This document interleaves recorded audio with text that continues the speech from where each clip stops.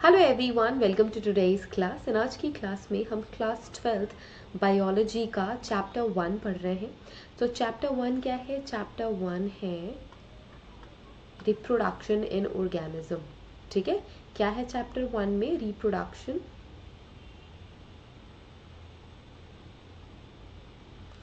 In reproduction in organism. ठीक है, सो हम लाइफ स्पैन पढ़ने से शुरू करते हैं। आप सभी को ये पता ही होगा कि लाइफ स्पैन क्या होता है। जब कोई भी ऑर्गेनिज्म का बर्थ होता है, जब कोई भी ऑर्गेनिज्म जन्म लेता है और उसकी डेथ तक का जो टाइम होता है उसे हम कहते हैं लाइफ स्पैन। ठीक है, सो इसी को ही हमने यहाँ पे डिफाइन करा है। It is the period, it is the particular period of organism जहाँ उसका बर्थ हो रहा है एंड नेचुरल डेथ होनी चाहिए, उसे हम कहते हैं life span. Clear? So birth and death के बीच का जो पीरियड होता है, जो टाइम होता है, उसे हम कहते हैं life span. Now what is reproduction? ठीक है, what is reproduction? So reproduction is a process जिसमें कोई भी ऑर्गेनिज्म अपनी ही जैसे और ऑर्गेनिजम्स को क्रिएट करता है, तो उसे हम कहते हैं रिप्रोडक्शन। रिप्रोडक्शन, वो अपने ही जैसे और ऑर्गेनिज्म को प्रोड्यूस कर रहे हैं। जब कभी भी मैं ऑर्गेनिज्म बोलती हूँ तो वो कोई भी प्लांट हो सकता है, कोई भी माइक्रो ऑर्गेनिज्म हो सकते हैं, कोई भी कॉम्प्लेक्स ऑर्गेनिज्म हो सकते हैं। ह्यूमंस भी एक ऑर्गेनिज्म ही है। ठीक है, तो कोई भी ऑर्गेनिज्म जो लिविंग है, अब जब कभी भी कोई भी ऑर्गेनिज्म लिविंग होता है तो उसके कुछ कैरेक्टरिस्टिक फीचर्स होते हैं। वो क्या कैरेक्टरिस्टिक फीचर हो सकते हैं? सबसे बेसिक कैरेक्टरिस्टिक फीचर की अगर मैं बात करूँ तो उनके पास एक लिविंग सेल होती है। अगर एक भी सेल है तो वो पर्सन लिविंग है, या वो पर्सन नहीं बोलना चाहिए, यहाँ पे मैंने गलत बोला, तो वो ऑर्गेनिज्म लिविंग है। सो सिंगल सेल्यूलर ऑर्गेनिजम्स भी लिविंग होते हैं ना, जिंदा होते हैं। फिर वो एक ही सेल उनका सारा का सारा काम करती है, राइट? तो अगर कोई भी एक सेल भी प्रेजेंट है किसी भी ऑर्गेनिज्म में, मतलब वो लिविंग ऑर्गेनिज्म है। अब लिविंग ऑर्गेनिज्म अपने ही जैसे और ऑर्गेनिजम्स को बनाते हैं, इस प्रोसेस को हम रिप्रोडक्शन कहते हैं। नाउ यहाँ पे हमने जो डेफिनेशन लिखी है वो पढ़ लेते हैं। The biological process through which an organism gives rise to young offspring similar to itself. Of course अपने ही जैसे, और जैसे ह्यूमंस प्रोड्यूस करते हैं, है ना।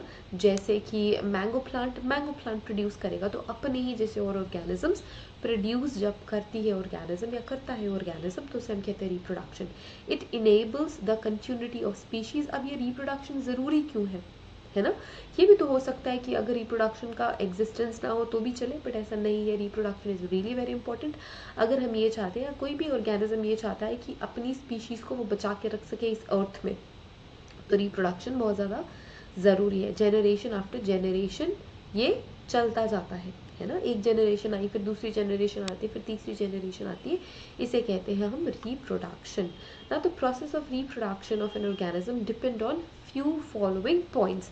सबसे पहला, ऑर्गेनिज्म का हैबिटाट का कैसा है? हैबिटाट मतलब place where that particular organism is situated, that particular organism is situated। ठीक है, वो उसका habitat हो गया, वो उसका place हो गया।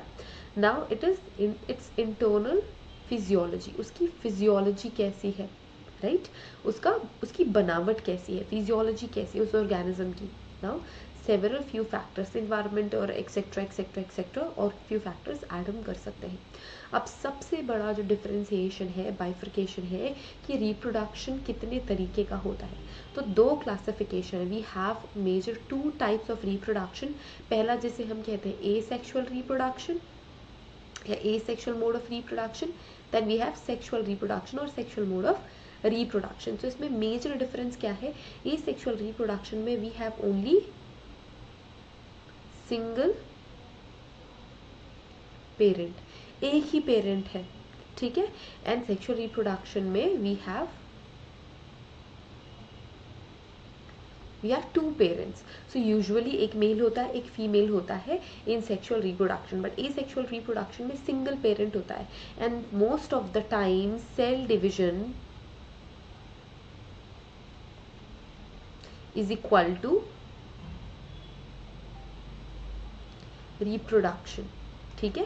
सो सेल डिवीजन ही रिप्रोडक्शन होता है। जैसे कि यूनिसेल्युलर ऑर्गेनिज्म, तो जितने भी यूनिसेल्युलर ऑर्गेनिज्म है, जब वो सेल डिवीजन करेंगे, जब डिवाइड होकर दो सेल बन जाएंगे, तो it will be is equal to reproduction. मतलब वो सेल डिवाइड भी कर रहे हो और रिप्रोड्यूस भी कर रहे हैं, ओके अब सबसे बड़ी चीज़ यहाँ पे क्या होती है कि एसेक्सुअल मोड में सेल डिवीजन में फॉर एग्जांपल 100% एक ही सेल के पास भले ही 100% डीएनए है, वही क्या हो जाता है, वही 100% डीएनए क्या होता है, कॉपी पेस्ट होता है ना। तो जितने भी जो उनके ऑफ स्प्रिंग होते हैं, जो उनकी नेक्स्ट जनरेशन होती है, वो 100% आइडेंटिकल होती है। कैसी होती है,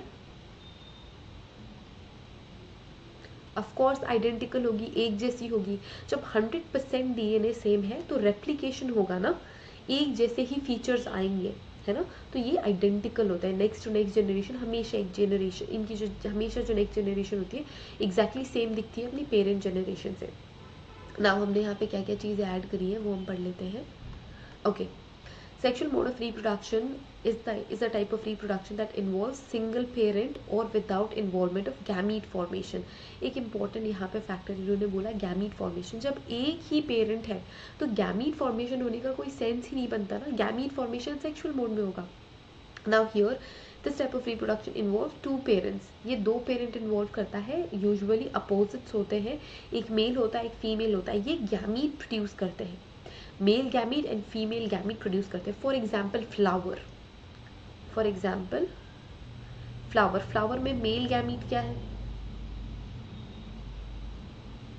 मेल गैमीट होते हैं पोलन्स, एंड फीमेल गैमीट कौन होता है,